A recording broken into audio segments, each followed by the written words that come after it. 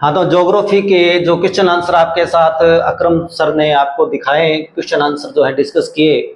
और अब हम बात करने जा रहे हैं पॉलिटिकल साइंस के जो प्रश्न आए हैं आपके एग्जाम के अंदर। तो देखिए, पहला प्रश्न है, राजस्थान मानवाधिकार आयोग के अध्यक्ष व सदस्यों का कार्यकाल कितना होता है?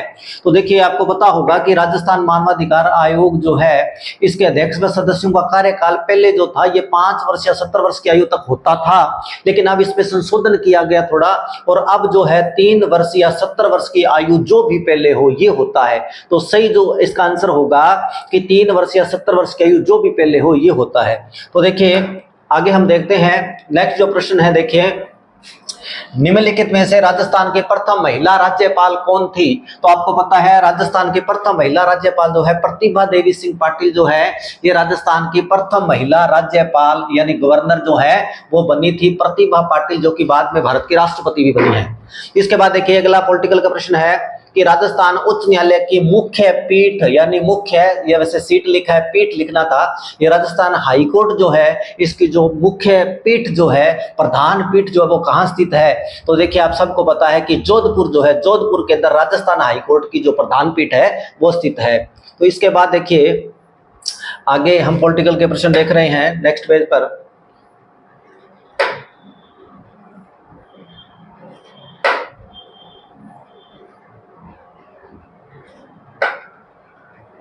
तो देखिए, ये आगे प्रश्न है पॉलिटिकल का, नीति आयोग के प्रथम उपाध्यक्ष कौन थे? नीति आयोग के वर्तमान उपाध्यक्ष नहीं पूछे हैं, ये बात ध्यान रखना।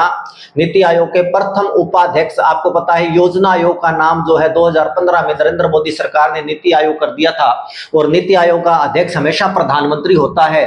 तो यहाँ पर पूछा है उपाध्यक्ष, तो आपको पता है अरविंद पनगडिया जो है, अरविंद पनगडिया ये नीति आयोग के प्रथम उपाध्यक्ष थे।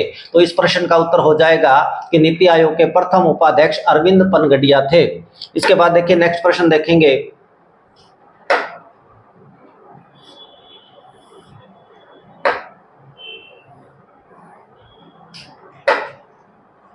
तो देखिए, नेक्स्ट प्रश्न है, किस राज्य की विधानसभा ने राज्य सरकार की नौकरियों में SC, ST और OBC और EWS के आरक्षण को 60% से बढ़ाकर 77% कर दिया है? तो देखिए, ये राज्य है झारखंड। झारखंड वो राज्य है जिसने, झारखंड राज्य की विधानसभा ने राज्य सरकार की नौकरियों में SC, ST, OBC और EWS का जो आरक्षण है वो पहले 60% था, उसको बढ़ाकर अब 77% कर दिया है। तो डी ऑप्शन सही उत्तर होगा। तो इसके बाद देखिए, नेक्स्ट प्रश्न है आपका, निम्नलिखित में से कौन सा अनुच्छेद संसद की राष्ट्रीय हित में राज्य सूची में शामिल किसी भी मामले पर कानून बनाने का अधिकार देता है, यदि प्रस्ताव राज्यसभा द्वारा सदन के उपस्थित सदस्यों और मतदान के 2/3 बहुमत के साथ पारित किया जाता है? निम्न में से सबसे उपयुक्त विकल्प चुनिए। तो आपको पता होगा कि जो राज्य सूची के विषय होते हैं उन पर कानून बनाने की जो पावर, क्योंकि राज्य को जो विषय सब्जेक्ट दिए जाते हैं जिन पर स्टेट कानून बना सकता है वो राज्य सूची में शामिल होते हैं। और इसके अंदर देखिए, अनुच्छेद 249 जो है ये पावर देता है राज्यसभा को कि राज्यसभा यदि राज्य सूची के किसी सब्जेक्ट को नेशनल इंटरेस्ट यानी राष्ट्रीय महत्व का घोषित कर दे तो फिर भारत की जो संसद है उस पर कानून बना सकती है। तो डी ऑप्शन जो है वो सही उत्तर होगा। तो इसके बाद देखिए, आगे हम देखते हैं पॉलिटिकल के आगे प्रश्न।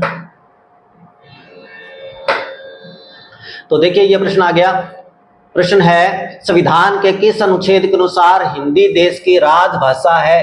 तो आपको पता होगा संविधान के अनुच्छेद 343 के अंदर इस बात का उल्लेख है कि संविधान के अनुच्छेद 343 के अनुसार जो हिंदी है ये देश की राजभाषा है। तो ये संविधान के अनुच्छेद 343 में इस बात का उल्लेख है। तो देखिए, इसके बाद तो ये देखिए, ये प्रश्न है, निम्नलिखित में से कौन सी भारतीय संविधान की मुख्य विशेषता नहीं है? तो भारतीय संविधान की देखिए, इन सारे ऑप्शन पे हम गौर करते हैं। तो पहला दे रखा है विभिन्न स्रोत से लिए गए प्रावधान, ये बात सही है। भारत का संविधान आपको पता, विभिन्न रिसोर्सेज बहुत है भारतीय संविधान में से, जैसे 1935 के अधिनियम में से मौलिक अधिकार अमेरिका में से लिया गया है, अमेरिका से लिया गया है, मौलिक कर्तव्य रूस से लिए गए हैं, इस तरह से ये तो विशेषता है।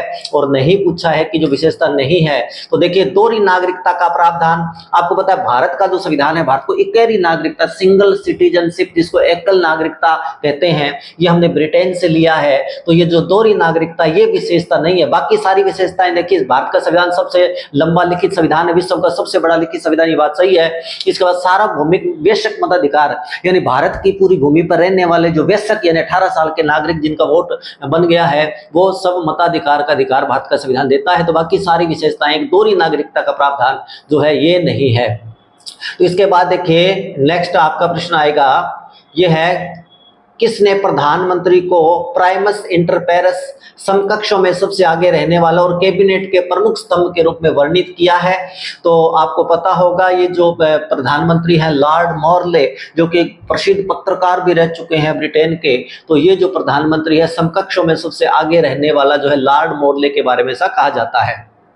तो आगे देखिए नेक्स्ट प्रश्न है, राजस्थान के प्रथम लोकायुक्त। तो आपको पता है कि राष्ट्रीय स्तर पर भ्रष्टाचार को रोकने के लिए लोकपाल होता है और प्रत्येक स्टेट के अंदर एक पोस्ट बनाई गई जिसको लोकायुक्त कहा जाता है। तो ये भ्रष्टाचार संबंधी जो है वो काम करता है भ्रष्टाचार को रोकने के लिए। तो आपको पता होगा जस्टिस आई.डी. दुआ जो है, आई.डी. दुआ जो कि हाईकोर्ट के जस्टिस रह चुके हैं, आई.डी. दुआ राजस्थान के प्रथम लोकायुक्त थे।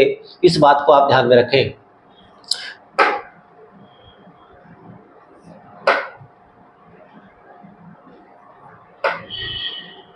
इसके बाद देखिए भी नेक्स्ट प्रश्न है, देश की स्वतंत्रता के पश्चात राजपुताना के 3 राज्यों का भारतीय संघ में विलय किसके तहत किया गया? तो आपको पता होगा कि जो इंस्ट्रूमेंट ऑफ एक्सेशन एक फाइल थी भारत सरकार की जिसको इंस्ट्रूमेंट ऑफ एक्सेशन कहा जाता है, इसी के तहत बाकी जो भी रियासतें वगैरह थी उनको इसके तहत भारत संघ में शामिल किया गया था। तो सही जो उत्तर है वो डी ऑप्शन हो जाएगा।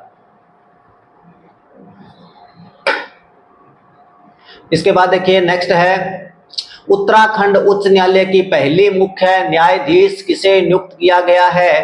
तो देखिए उत्तराखंड उच्च न्यायालय की, यहाँ पर उत्तराखंड उच्च न्यायालय की पूछा, ये बात ध्यान रखें। तो रितु बहारी जो है, रितु बहारी को उत्तराखंड उच्च न्यायालय की प्रथम महिला मुख्य न्यायाधीश जो है वो नियुक्त किया गया है।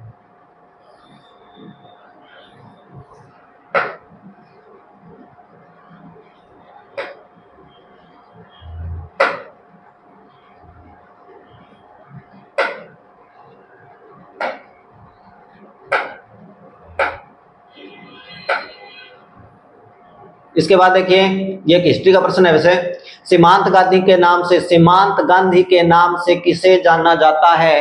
तो आपको पता होगा खान अब्दुल गफ्फार खान जो है, इन्होंने भारत के जो सीमांत एरिया है उसके अंदर आंदोलन चलाया था और इन्हें खान अब्दुल गफ्फार खान जो है इनको सीमांत गांधी के नाम से जाना जाता है। इस बात को आप याद रखें।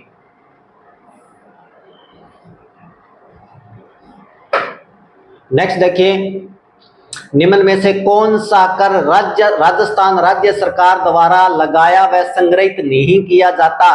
तो आपको पता है सड़क और वाहन कर जो है ये राज्य सरकार के अंडर में ही आएगा, राज्य सरकार लेती है। कृषि आयकर जो होता है, कृषि की आय पर जो टैक्स लगता है, तो कृषि आयकर जो है ये भी राज्य सरकार लेती है।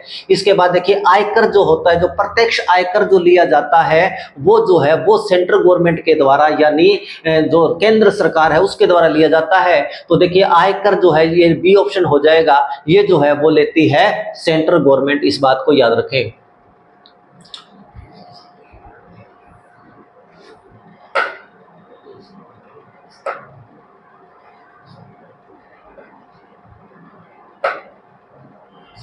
इसके बाद देखिए भी अगला प्रश्न है, भारत के प्रथम प्रधानमंत्री जवाहरलाल नेहरू द्वारा सन 1947 के 14-15 अगस्त की मध्य रात्रि को दिए गए प्रसिद्ध भाषण को किस नाम से जाना जाता है? तो आपको पता होगा ट्रिस्टी विद डेस्टिनी जो है वो जवाहरलाल नेहरू ने जो भाषण दिया है मध्य रात्रि को जब देश आजाद हुआ उस समय, ये ए ऑप्शन जो है ये आपका सही होगा। इसके बाद देखिए ये राजस्थान के एकीकरण से संबंधित एक प्रश्न है, आपके साथ डिस्कस कर रहा हूं। प्रश्न है, राजस्थान के एकीकरण के चौथे चरण में किन 4 रियासतों का बृहत राजस्थान में विलय हुआ था? तो आपको पता होगा जो चौथा चरण है उसके अंदर जयपुर, जोधपुर, बीकानेर और जैसलमेर जो रियासतें हैं इनका बृहत राजस्थान के अंदर विलय किया गया। तो नेक्स्ट देखिए, वर्ष 2023 में राजस्थान के राज्य चुनाव आयुक्त कौन थे? तो आपको पता होगा मधुकर गुप्ता है, यही थे जो वर्तमान में है। 2023 के अंदर राज्य चुनाव आयुक्त जो है वो नियुक्त किया गया था। इसके बाद देखिए लास्ट के ये 2 प्रश्न बचे हैं अपने पॉलिटिकल साइंस से रिलेटेड।